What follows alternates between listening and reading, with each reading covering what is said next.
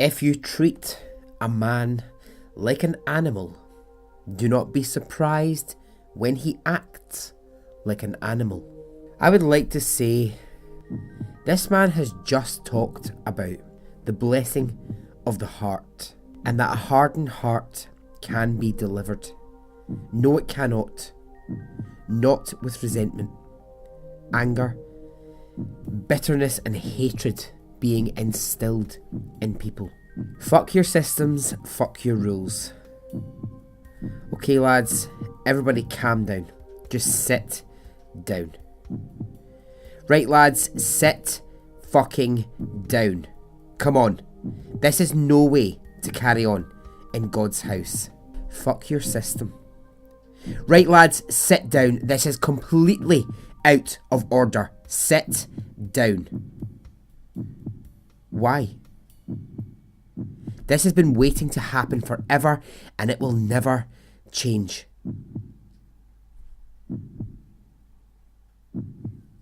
All of you who want to go back to your cells, go to the back of the church, please. You're a fucking hypocrite, mate. You're a fucking hypocrite. I'm trying to help you. I'm trying to help you. Lads, sit down. No. No one is trying to help us. If you treat a man like an animal, do not be surprised when he acts like an animal. Welcome to Extraordinary Stories Podcast.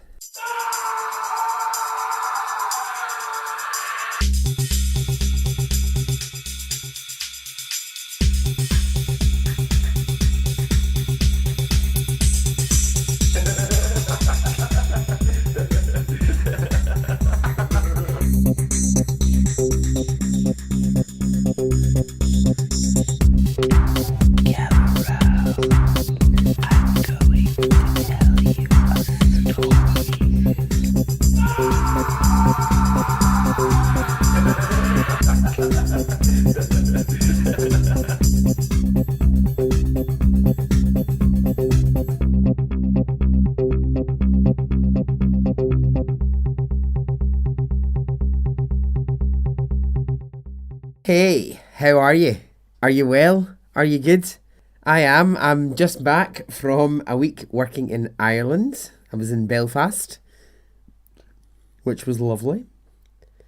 Now, I know you guys like to point out some slightly odd, crazy pronunciations of things that I have, and there's some ways that I might say words that sound a bit funny.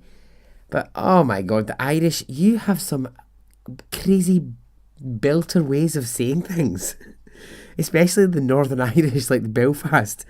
I was like, I just couldn't, there's just certain words I couldn't get over. Every time someone from Belfast says the word shop, they say shap. So it's like S-H-A-P. Just going to the shop. I'm sorry, the where? Where is that you're going now? Just so many, dead on. Now I know they're saying dead on, but if you were someone who didn't really, all you'd hear is this noise, dead on. That's all you would hear. Anyway, thank you Ireland, had a lovely time. Okay, the first shout out, or short out as I like to call them, goes to Janine Lisa Wellington. Hope I said that okay. Hello, Janine. Thank you for listening. Janine has adopted a bit of a Scottish accent while she's been listening to the podcast. She likes to talk back to the podcast in a Scottish accent. I'm absolutely fascinated by this. Please feel free, right? Feel free to send me your attempt at a Scottish accent. I would love to hear them. Do me like a wee voice note, or send them somehow in an email or record a video. I would love to hear people's attempts at Scottish accent. Okay, so hello to Janine. Okay, next, Anna Murphin, who listens to the podcast. Hello, Anna. It was Imogen who asked for this shout out. So, thank you for listening. Hope you continue to enjoy. Beth and Jordan, who have just got married. Yay! Dun, dun, dun, dun, dun, dun, dun. Good for you, Beth and Jordan. It was Gina Barnes who asked for this shout out, so congratulations to you. Hope you have a happy and lovely life. And the final shout out goes to Mark, who is today having his 12th birthday. Happy birthday, Mark. It was your mum who asked me for a shout out, so happy birthday to you. So, okay, this story. What are we talking about? Well, we're talking about, to start with, a building. A very famous building in the UK. From there, we will get on to the story of what happened inside that building. One of the most famous events ever in the UK. Are you ready? Okay. Let's go.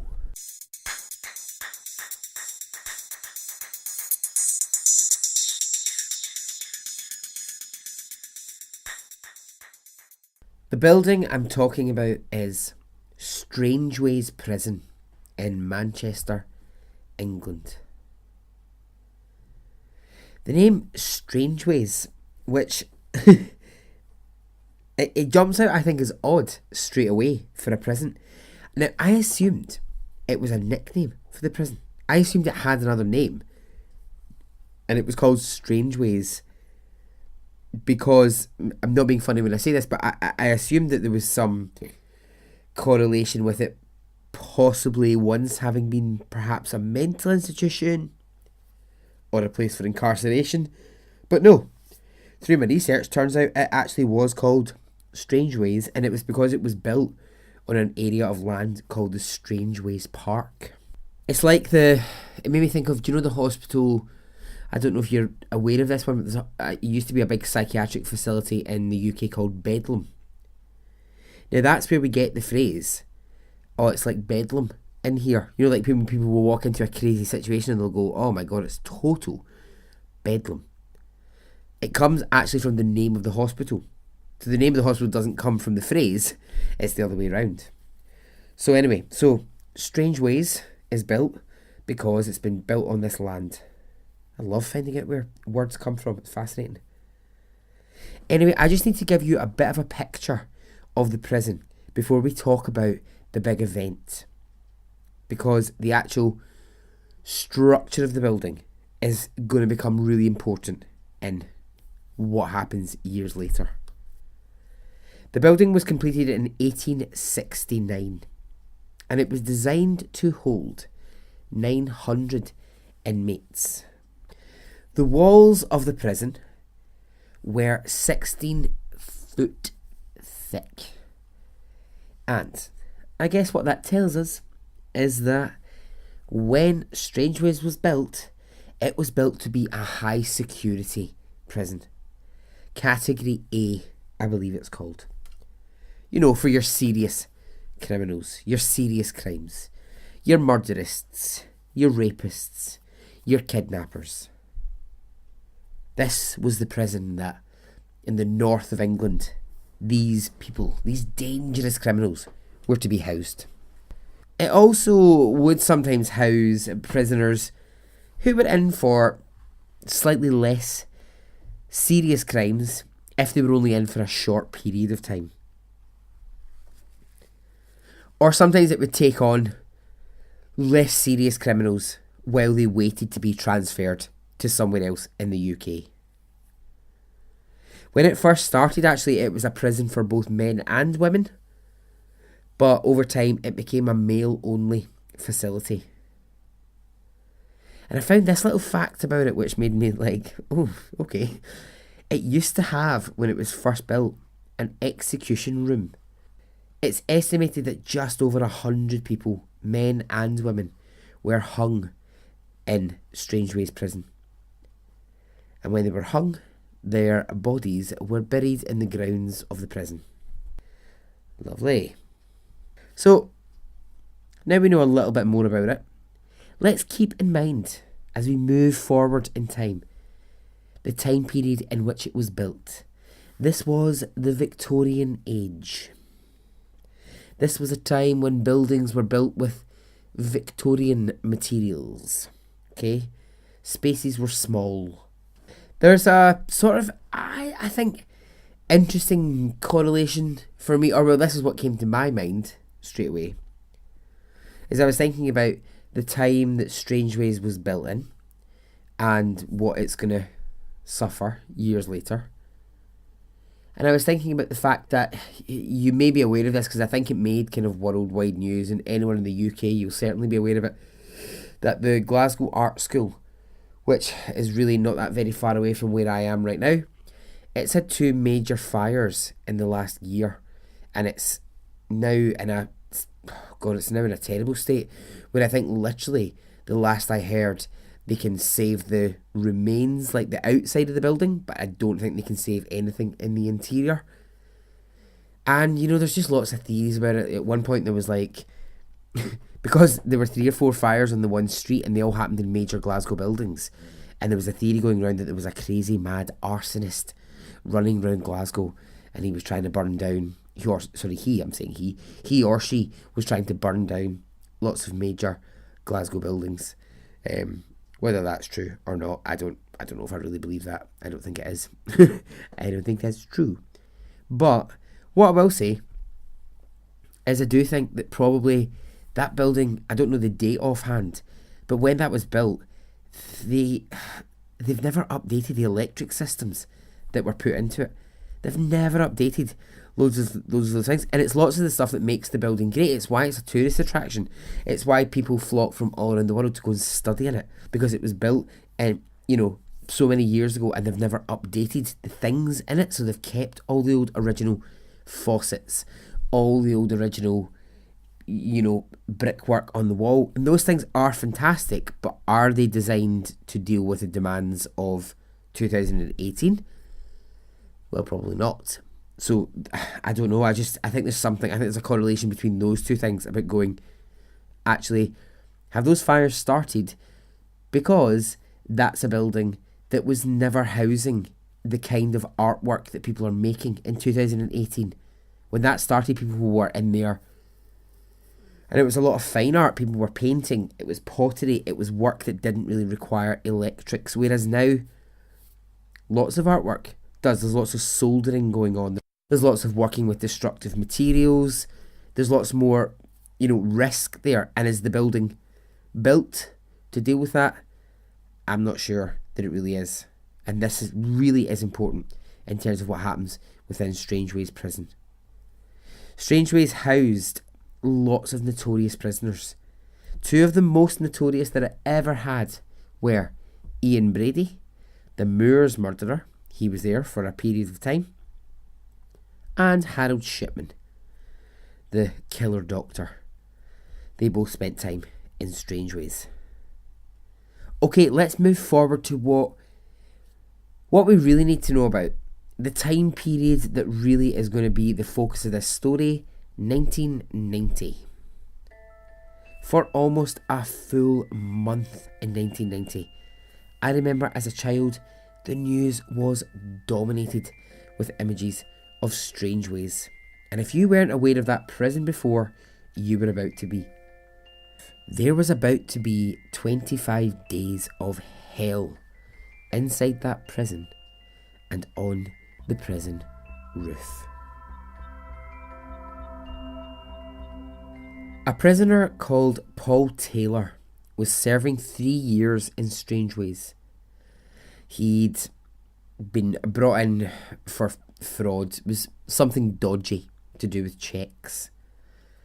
And whatever dodgy thing he was up to, he'd been caught and sentenced to 3 years in the prison. Paul Taylor, he was about 20 years old. He was confident. He was a very vocal prisoner. He was really well liked by lots of other prisoners, but among lots of them, Paul was one who was quite unhappy in the prison. Now, I'm not saying you get a lot of happy prisoners, but these guys had a lot to say about the conditions that they were living in. Strangeways was known for its discipline.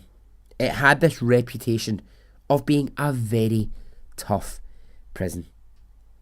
A prison officer who worked there in the 90s was asked what were the standards. And he says, discipline. Simple as that. Okay, so we know, right, okay, of course we know every prison needs discipline. But was the particular discipline system that was operating within this prison fair? Well, that's questionable. In the 1980s, well, in fact, in all of its history, Strangeways was almost this kind of mythical place, because all that people knew was, oh, that's a really tough prison. If you end up in Strangeways, oh, that's a serious prison. But people had never really seen inside it. Stories about how scary it was, they were heard outside, but no one really knew what went on behind closed doors.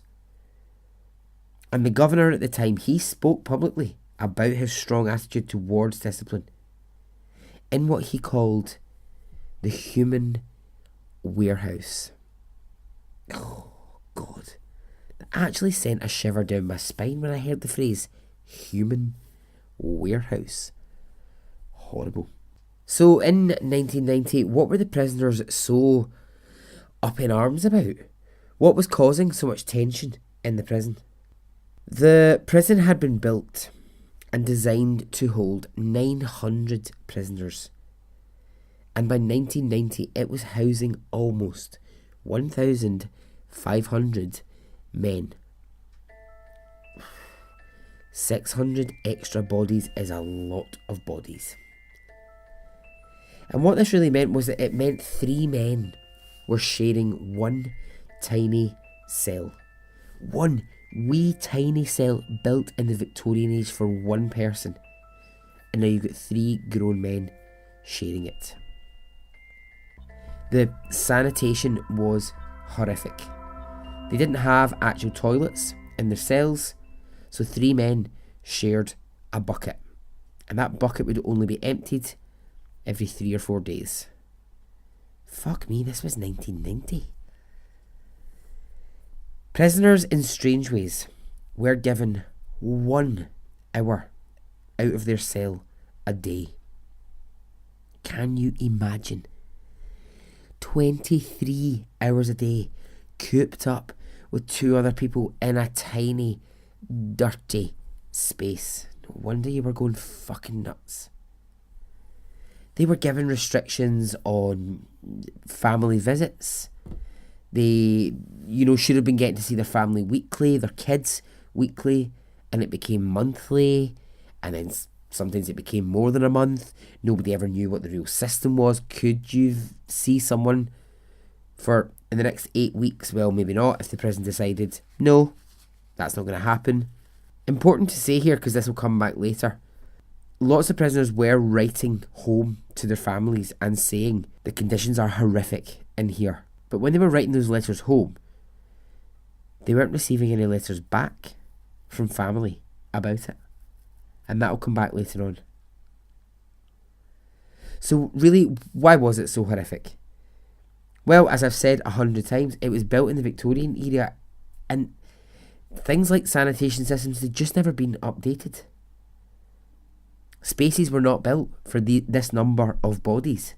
And having, an extra 600 prisoners, you've now got 1,500 prisoners in this facility.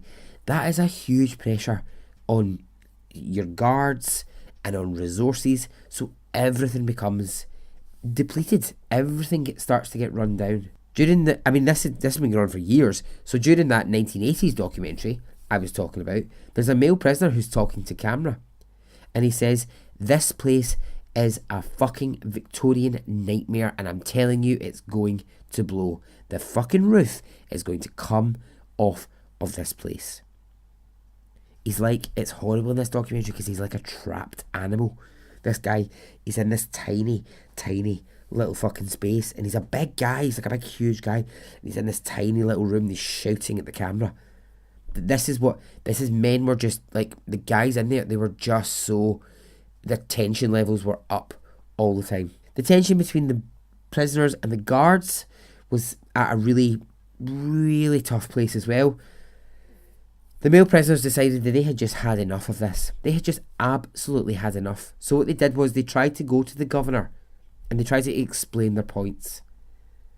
They tried to say, look, A, the conditions are terrible, but also there is severe brutality going on. And your guards are physically attacking people in their cells.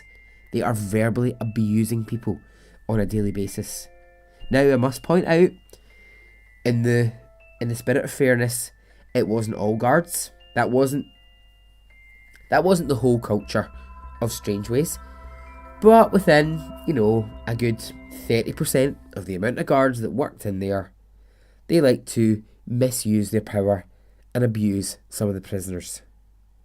But whenever the prisoners tried to report any of this, it wasn't listened to, it was pushed to the side and completely ignored. All that does, you know this yourself, we've all been in we've all been in either a workplace, a social situation, a family situation, where you've got concerns, you've got worries, and you're trying to make your point about something and you're not being heard, you're not being listened to, whether or not your point is ever dealt with or whatever. But even if you're not even getting past the point where you can actually just make your point and be heard and be listened to, then all it does is creates tension, and all it does is creates an explosive situation. Now ask yourself, is a fucking explosive situation what you want inside a prison?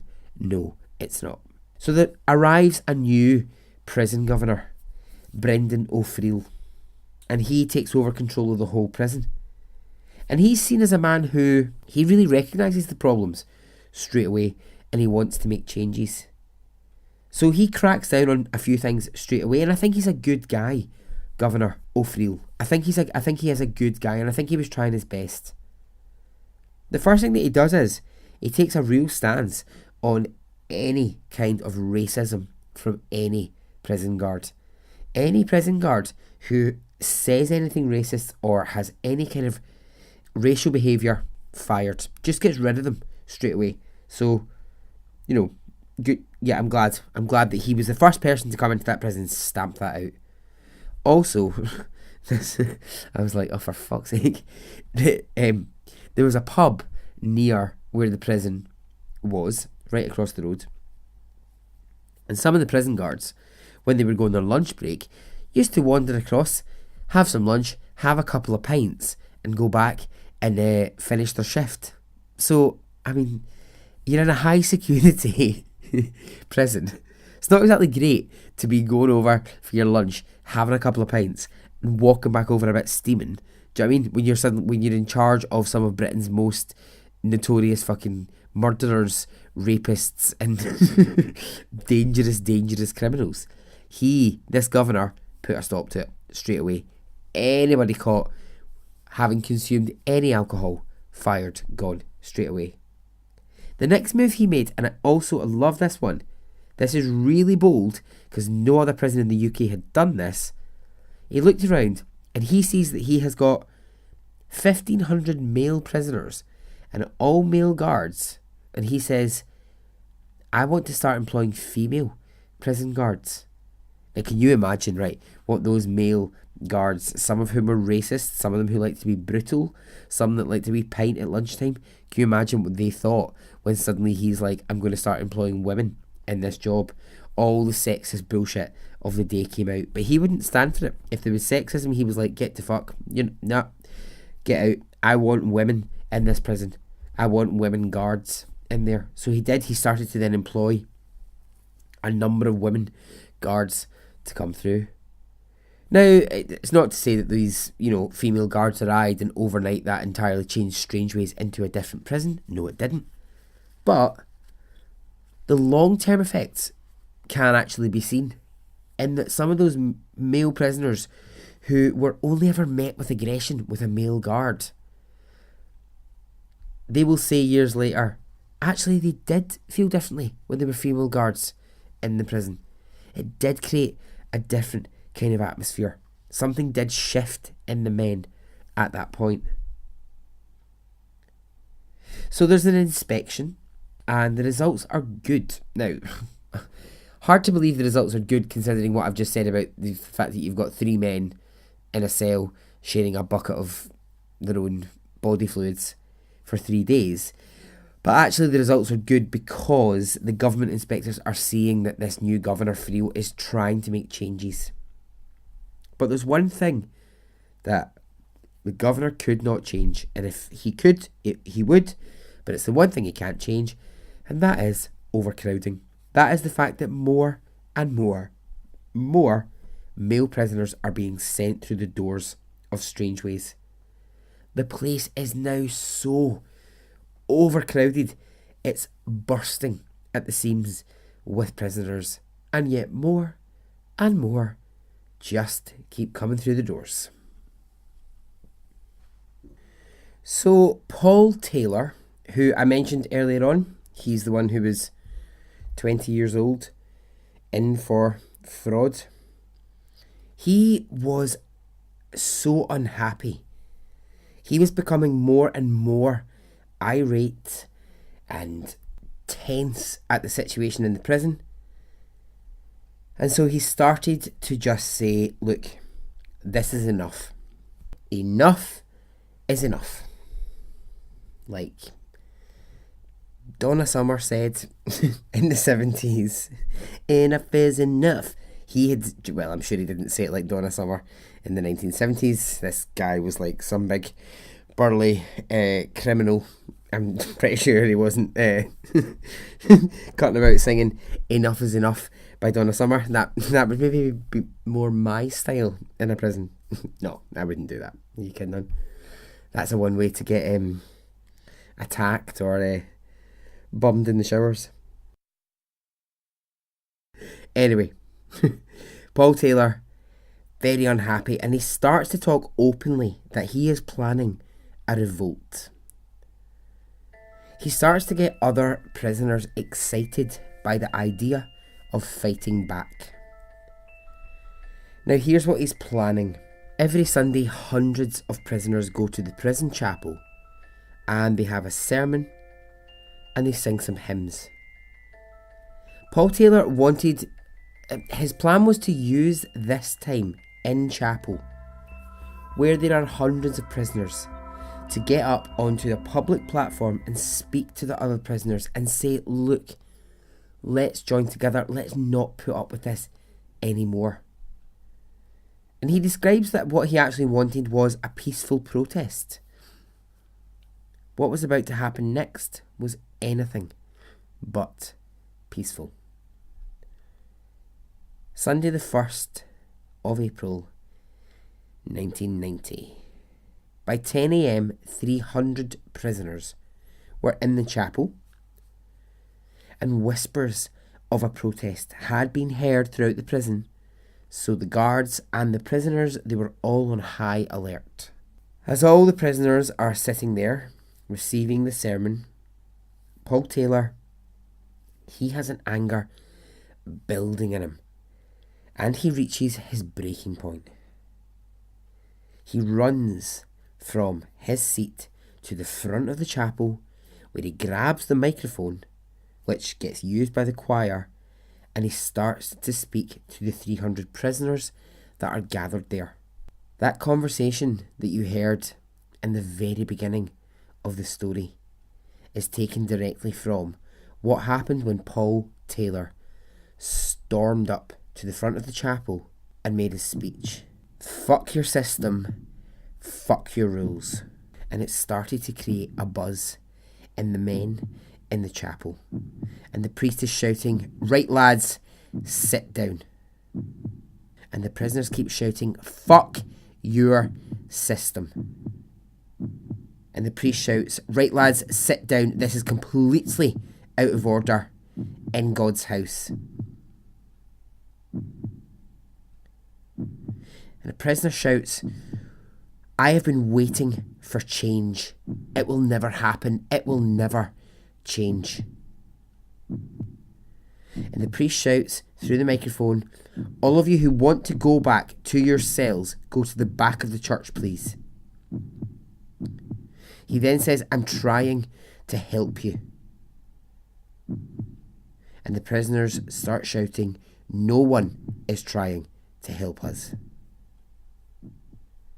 Paul Taylor has just kicked off a huge situation.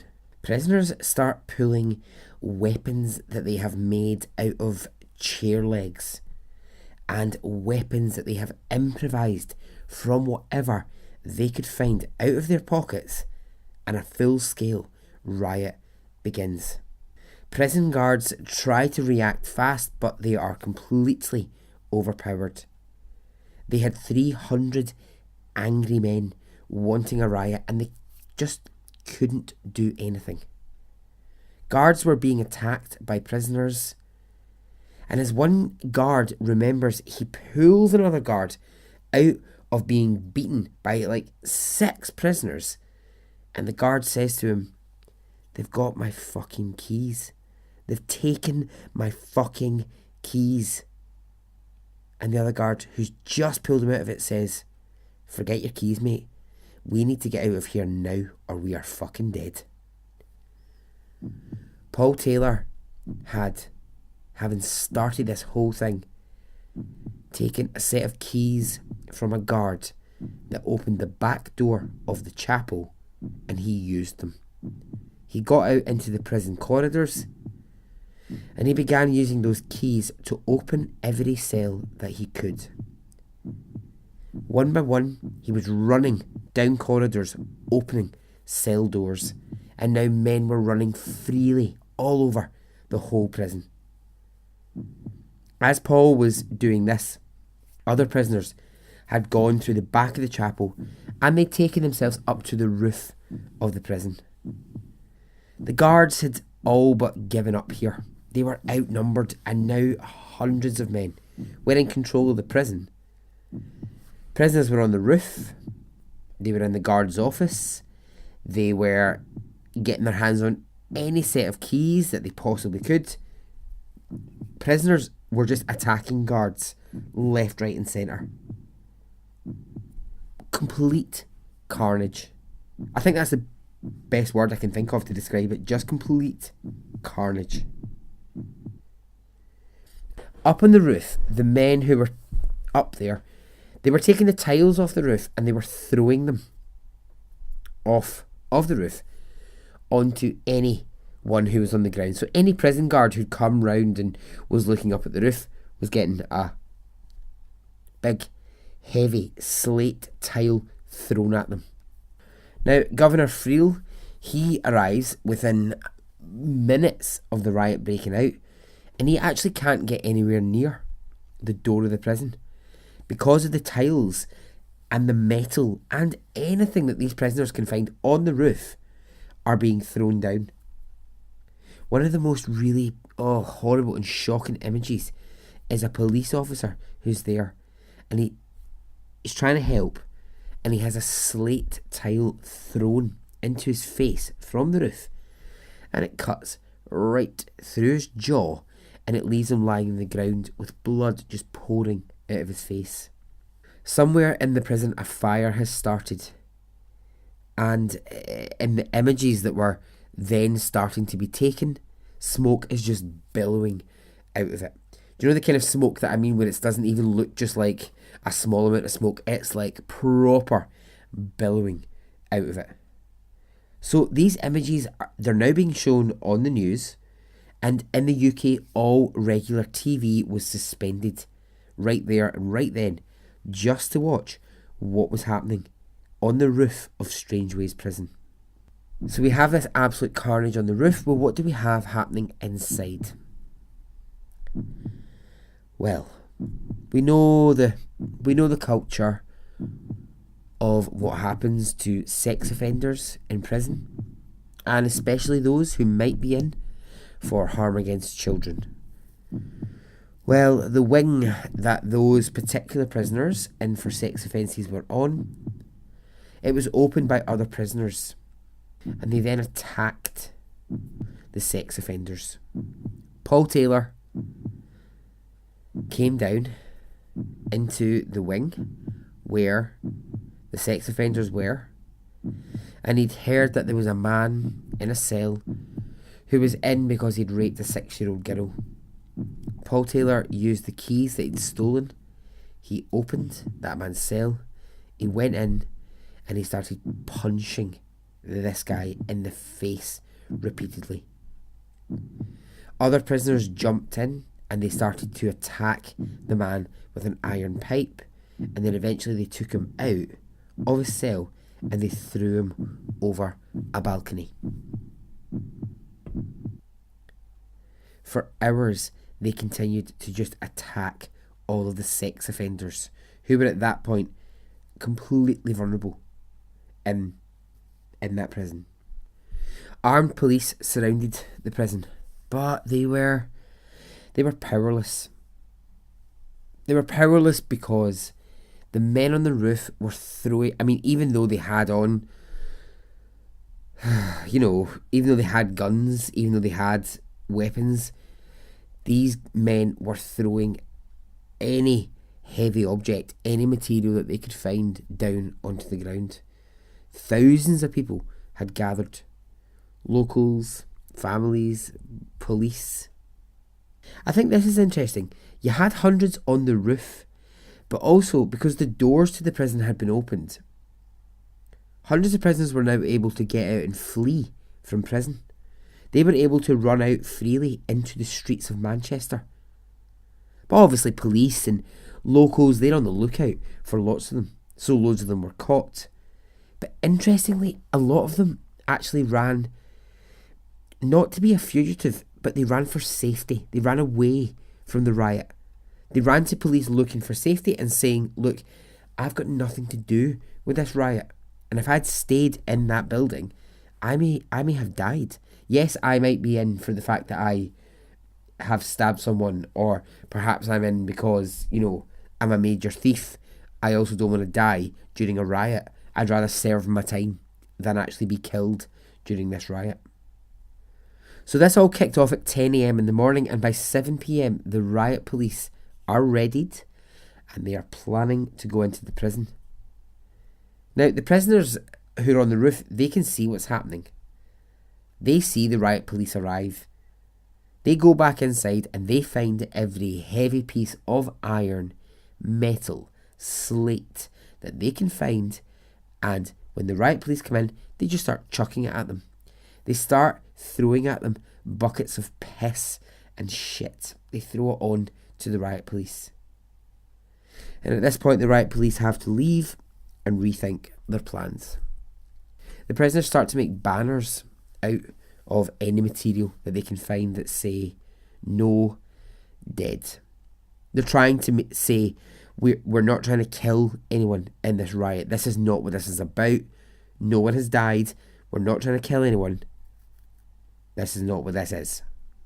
So the riot police that night, they get together and they try and come up with a new plan, and it's this. They're going to take helicopters up to the roof and they're going to circle it.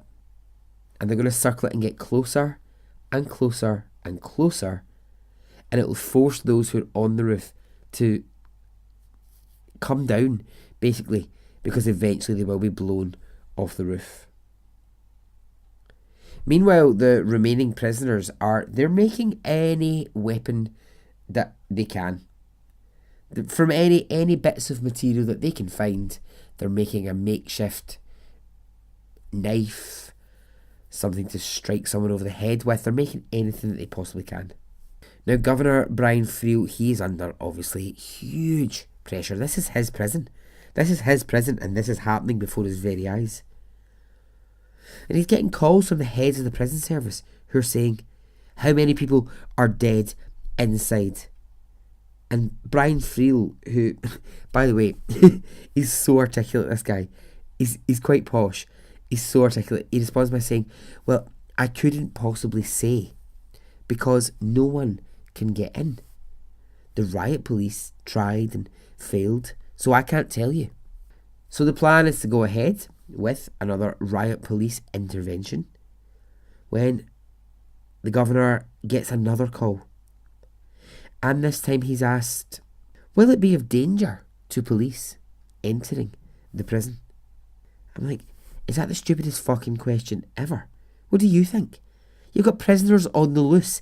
Yes, of course, it's going to be dangerous, but diplomatic and trying to be articulate. The governor says, yes, there is potential danger to police. Of course there is. I mean, in his head, he must have been thinking, what a fucking ridiculous question. Of course there's danger. Shut up. How ridiculous.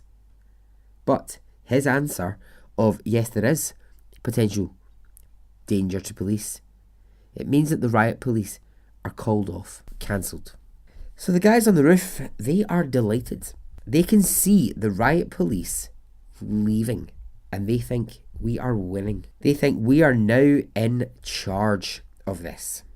So we're on like the second, maybe third day at this point, and you've still got these prisoners on the roof, and so far nothing has brought them down. Obviously this is a very, very serious situation, but this next bit of it, it did make me laugh, and if you ever see the footage of it, it is the one slightly light moment within it. One of the prisoners goes down into the prison and he finds a speaker, and he brings it up onto the roof, and it gets connected to a sound system, and they start playing music. So they start playing music, and these prisoners on the roof start like dancing to the music. So the images on the news are now of the prisoners having what sort of looks a bit like a party on the roof. I mean, there's one prisoner, right? He takes all of his clothes off and he turns his, like, because there's obviously lots of cameras, lots of media, and he just turns his, like, arse towards where the cameras are, and the other prisoners are, like, slapping his bare arse, and they're all just having a total laugh. Do you remember that song, I Got the Power? I got the power. Remember that one? I think it was like Snap in the 1990s, total shit song. They keep playing it over and over and over. So they're like having this party. With free run of the prison, they go down. They break into the kitchens. They get all the food that they ever wanted. So these images are now going around the world of these men playing music on their speaker system. And they're sitting there and they're eating all this lovely food. It's making a complete mockery of UK police. This riot has happened and it is making a monkey's arse of the UK police. The men on the roof decide that now they have enough media attention that what they do is they get hold of a megaphone. There's a megaphone inside the prison.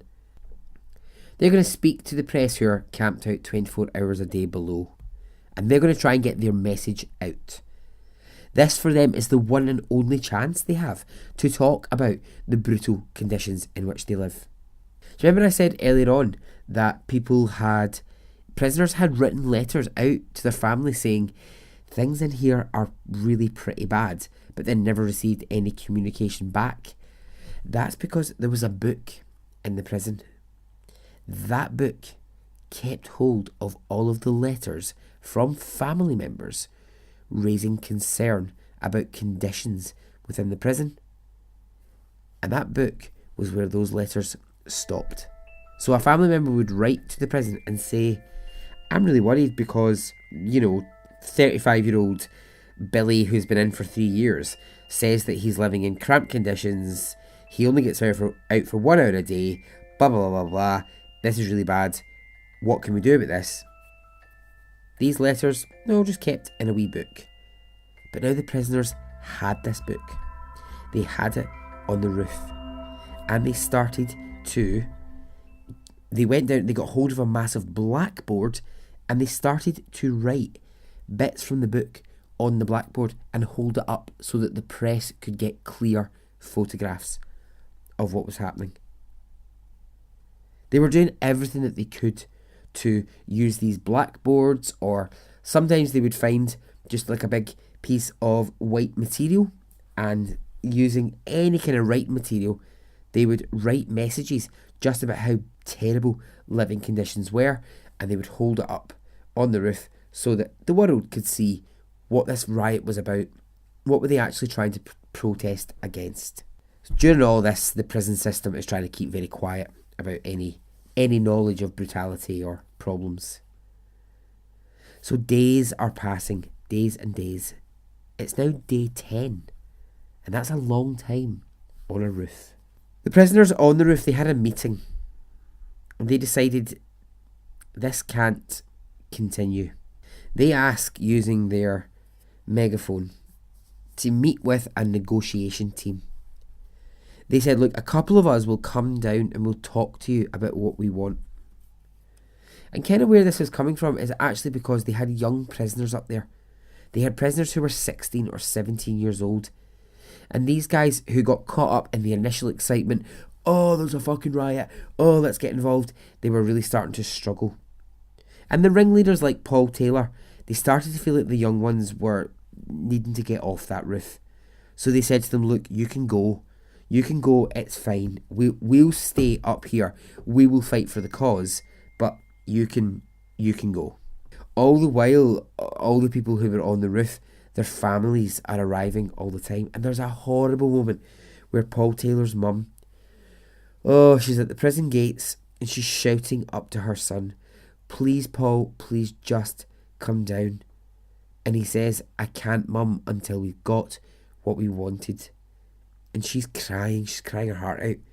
And it's just horrible because her son is now the global face of this incident, and this incident is now being shown everywhere in the world. As a result of that, prisons in Bristol, in England, in Cardiff, in Wales, each of these prisons started to have their own riots. And it was because these prisoners were seeing the Strangeways guys have fought against it. Let's all fight against it. So down on the ground, police and everyone they're just trying any tactic that they can. Some of them were absolutely like nuts. They tried two particular tactics that I thought, I was like, okay, odd. They sent, like, it sounds terrible, and it is terrible. They sent really attractive women to just near the sort of gates of the prison where the men could see them visibly. And they got these women to shout up things like, I love you, Paul. If you come off of the roof, we can have a really nice time together. We can have a really happy life together. More women kept arriving. The male prisoners were like, this is such a terrible tactic to try and send attractive women to get us off of the roof. Are you kidding on? The next one, this one is even more ridiculous. They started bringing barbecues around to the below the roof, and what they would do is they would cook like really nice meat. So they would cook bacon, they would cook steaks, knowing that the smell would rise up in the hope that these male prisoners would go, oh well, the smell of bacon's so nice, I must come down off the roof. I mean, I have to say, I understand this was a crisis situation and nobody knew what to do in this moment, but fuck's sake, do you think you're seriously getting men who've been on a roof for like this length of time, who've taken their conditions serious enough to riot a situation? Do you think a bit of bacon is going to bring them off a roof? Are you having a fucking laugh? My God. Sometimes these people that are in these jobs, I think, what the fuck are you thinking? How the fuck did you get that job? How did you get that job? Because I could have come up with fucking better than bacon. Anyway, we're now 3 weeks in, and there are still 15 prisoners on the roof. Now, it would seem that because, 3 weeks in, and there's fewer people up there, maybe the situation is beginning to calm down. Well, one of the guys who's been up on the roof since day one, and is one of the strongholds in that situation, he's come down into the prison to get something. And he doesn't know that in the absolute dead of night, a few riot police have snuck in. Sheer stealth. And that they're hiding in cells. So they see this prisoner from the roof. They grab him and he's taken away. And when those remaining guys on the roof realise this, do they think to themselves, okay, let's now surrender? Do they fuck? No. They go around the prison starting fires in every wing that they can. Strangeways prison was now completely ablaze, with 15 prisoners still on the roof. It takes the fire brigade hours to get this under control. This battle continues until we are at now day 24, the final day of the riot. There's now 14 prisoners left, and the riot police start to feel like they can now confidently enter the prison, and using a large number, like if they bring a large enough number, they can get up onto the roof, and they do. Riot police manage to get through the corridors up to the roof, and they surround the remaining prisoners. Now, the guys on the roof, they were not up for surrendering, but the riot police were not messing here. They were trying to knock them off the roof with water. So they were hosing water at them in the hope that it would make them want to go back inside, because, you know, a strong jet of water is going to throw you off that roof. Those remaining prisoners on the roof, they got together and they made an agreement. They would come down. Enough was enough now. But Paul Taylor made sure this would only happen if they could be seen coming down in front of TV cameras. He never wanted this to look, as the man who started this, he did not want this to look like he was being brought down. He wanted it to be clear that he was coming down of his own accord. And so, the 14 who remained on the roof, after 24 days, they came down and the riot was over. The destruction to the prison was phenomenal. It was now a shell of a prison. During the riot, no one died, but over 200 people were seriously injured. For the roles in the riot, the ringleaders were charged and given prison sentences. Paul Taylor was given 10 years in prison. The fallout of it was the rebuilding of Strangeways. It's now called Her Majesty's Prison, Manchester, and it cost £90 million to rebuild the prison. As a result of that riot, it no longer houses men in Victorian and brutal conditions. Proper sanitation is in place.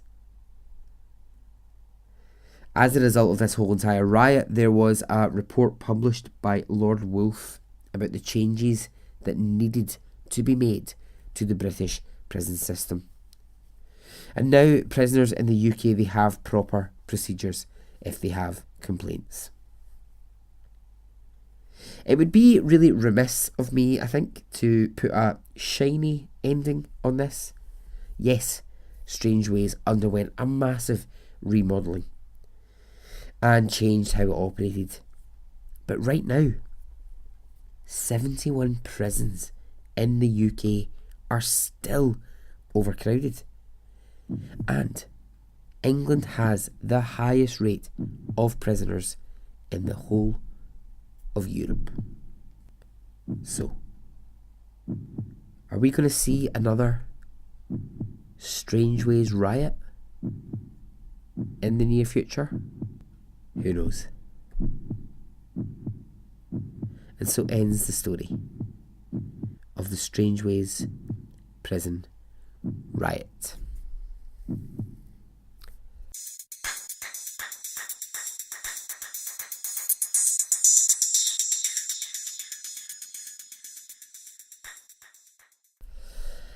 Okay, well, that was that. Let me know your thoughts. I look forward to hearing from you. I'm sure you'll have things to say about this.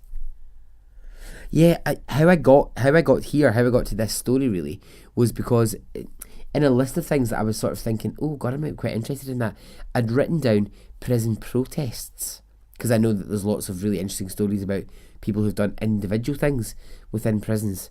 And then I sort of ended up here, and it was, for me, it was a bit odd, because I was like, why would I not think of that straight away? Because I was young when this happened.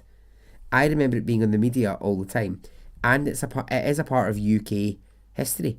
But for some reason, it was in the back of my mind.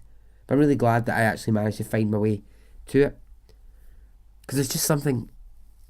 It's one of those. I guess it's going to be one of those difficult things where people go, you know, you hear a lot of this, and people go, "Oh, prisoners have got everything. They've got, they've got good TV. They've got access to the internet. They've got all these things. They've got all this." But this is a very different thing. This was 1990 when they had fuck all.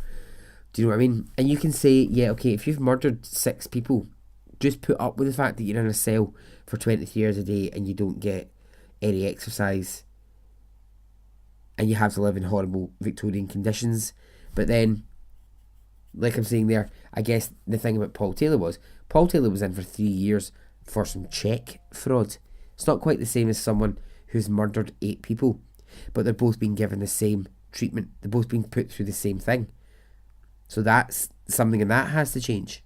And also, within that, say what you like, I know it's controversial, prisoners still have human rights. Doesn't matter how horrific your crime is, you still have some. I'm not saying you should be treated well, not saying it should be a luxury bed and you should be given, everything you want under the sun, but there are still human rights within it. So I guess it's all those contentious things that interest me within it. Anyway, I look forward to hearing what you think. If you want to get in touch with me, you can. I'm Twitter, Instagram, Facebook. Join the Facebook group.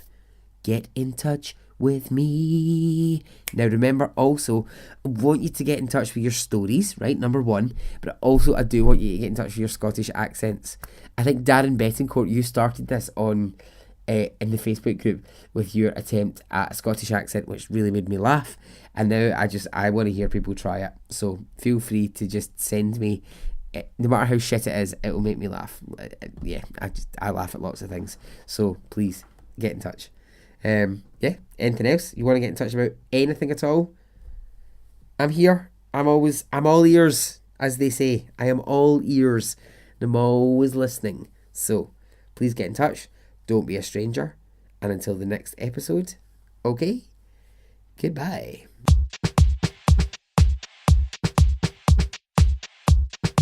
It didn't affect me really one way or the other.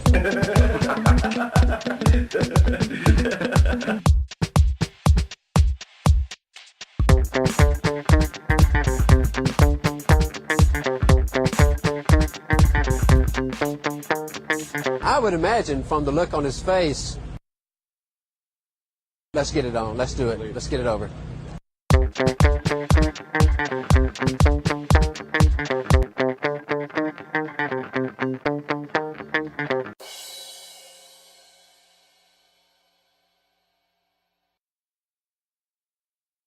Let's get it on, let's do it, let's get it over.